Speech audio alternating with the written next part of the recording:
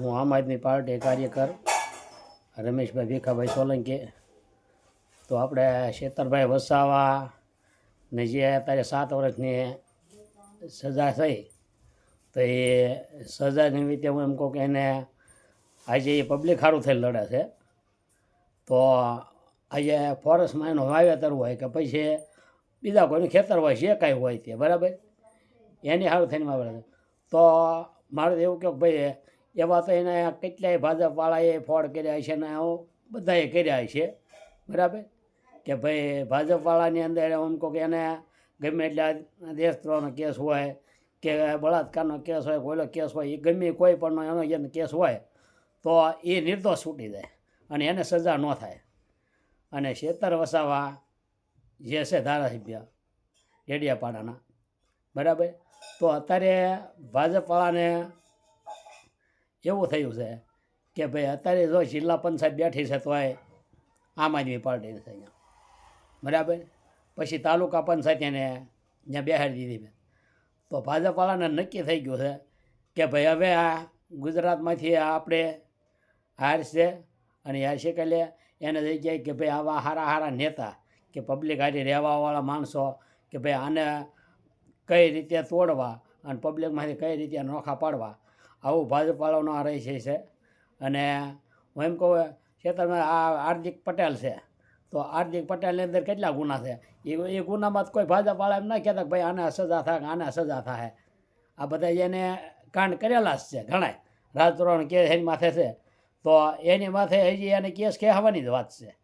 તો મૂળ તો એ વાત એ છે કે ભાઈ જો બીજા પક્ષમાં કોઈ હોય તો એ લોકોને બધા ગુના લાગુ પડે છે. કોંગ્રેસ હોય, આમ આદમી પાર્ટી હોય, કોઈ પબ્લિક હોય, એ બધાને ગુના લાગુ પડે છે. ભાજપવાળો કોઈ હોય તો એનો કોઈ ગુના લાગુ નહીં બરાબર, આ રીતે છે. તો આપણે તો એક જ વસ્તુ સરકારને કહે છે કે ભાઈ ગુનો બધા માટે સરખો છે, બધા માટે ઓલું છે. તો એવું નહીં કે ભાઈ આમ આદમી પાર્ટીવાળો કોંગ્રેસવાળો ગુનો કરે તો એને જ તે જેલમાં પૂરો, ગુનો બધાને લાગુ પડે છે. આજે આ અમે અમુક જોઈએ છીએ કે મોરબીના બોરબીના અમુક ઘણા કાંડ છે, એ ભાજપના મંત્રી એવા જ અમુક નીકળે છે. આજે જિલ્લા પંચાયતના સભ્યને અમુક કઈ નીકળે, એવા બધા ઘણાય છે. અમે એને વિડીયા જોઈએ છે ને જોતા એવું નહીં, એની માથે કોઈ વસ્તુનો કોઈ ફોલ્ટ કરે, એની માથે કાંઈ ફરિયાદ બરિયાદ ન થાય. અને ફરિયાદ થાય એ બીજે દી ત્રીજે દી ઘેરે હોય બરાબર.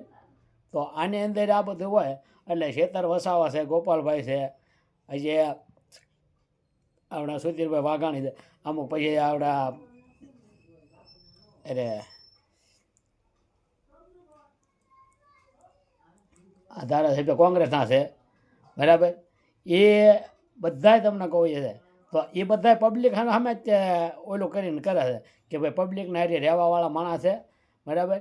અને પબ્લિકને આપણે જિજ્ઞેશભાઈ મેવાણી બરાબર, તો એ બધા પબ્લિકને હારો હારીને આ કામ કરે છે બરાબર, કે ભાઈ પબ્લિકનું સારું કામ થાય તો અમે એને કરીએ. પણ ભાજપવાળાને શું તેલમાં પેટમાં તેલ રેડવાનું છે ને એ કાંઈ ખબર પડતી નથી કે ભાઈ પબ્લિક હારી રહ્યો તો એને સારું નથી લાગતું, પબ્લિકના કામ થાય એ નથી કરવું. અને ભાજપવાળાને આ કામ કરવા નથી તો બરાબર. તો આ ખોટા બધા માથે રાજદ્રોહ કેસ ના તેને એવું બધું કરો છો તો ગઈ. અને 7 વર્ષ તો કદાચ હાલો એને સજા થાય તો એનો કોઈ ફરક નથી પડવાનો બરાબર, ફરક તમને જ પડવાનો છે. હજી ન્યારી પબ્લિક જનતા જે છે એ જનતા તમને જ જવાબ આપશે ભાજપવાળાને કે ભાઈ અમારો ઉમેદવાર છે અને અમારા ધારાસભ્ય છે, તો એને તમે 7 વર્ષની છે અને તમારો ઉમેદવાર ત્યાં જીતે એના માટે આ તમે રહસ્ય કર્યું છે કે ભાઈ આવડા હું એમ કહું ડેડિયાપાડાના ધારાસભ્ય બરાબર, પછી આ જિલ્લાની અંદર તાલુકામાં બીજો કોઈ ઉમેદવાર બે, પછી જિલ્લા પંચાયત બેહારી છે બરાબર નર્મદાને એમ. તો એ લોકોને બધાને તમને એમ થાય કે ભાઈ આવડા આનું બળભંગ થાય તો આવડી આપણી સીટો આવે. હવે નકર આ આખી જિલ્લાને ધારાસભ્ય બધાય હવે આ મને એટલી બધી એને બીક કરી ગયા છે બરાબર. તો હું તો જનતાને એટલું જ કહેવા માગું છું પબ્લિકને કે ભાઈ આનો હિસાબ આપણે 2027 ચૂંટણી આવે છે તો આનો કાયદેસર એનો હિસાબ એને આપણે છે ને જનતા થઈને એને દેવો જ પડે. અને આ વખતે એને બતાવી જ દો, આપણે તે જ કહે છે બરાબર. જય વેલનાથ, જય માન, જય સદારામ બાપા.